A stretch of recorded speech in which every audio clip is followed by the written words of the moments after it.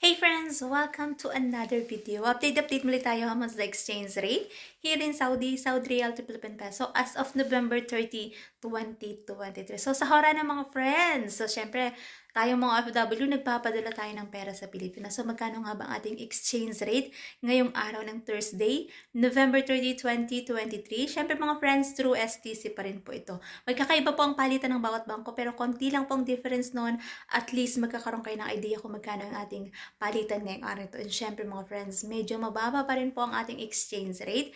Pero pasalamat pa rin tayo kasi hindi talaga siya yung sobrang baba. So magkano nga ba ang ating update exchange rate as of November 30, 2023? Update natin mga friends, 1 real equivalent ng 14.56 pesos. So mababa pa rin po ang ating exchange rate ngayong araw ng Thursday, November 30, 2023. Pero at least mga friends, nasa 14 pesos pa rin po ang ating 1 real. So, yan po ang ating update exchange rate para sa mga kababayan natin na nais magpadala ngayong araw na ito. Yan po ang ating update exchange rate as of November 30, 2023. And syempre, pag nagpapadala tayo ng pera sa Pilipinas, meron po tayong binabayaran na transfer fee at meron din po yung VAT.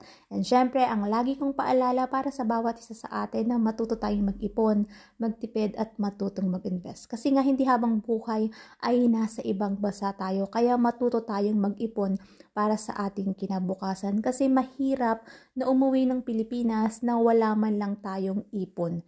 Kasi hindi tayo makapag-for good. So, mahirap tayo makapag-for good or makapag-desisyon na makapag-for good kapag wala tayong sariling ipon. Kaya, matuto tayong mag-ipon para sa ating kinabukasan. That's it for today's video, mga friends. Thank you for watching and see you on my next update. God bless everyone. Much love.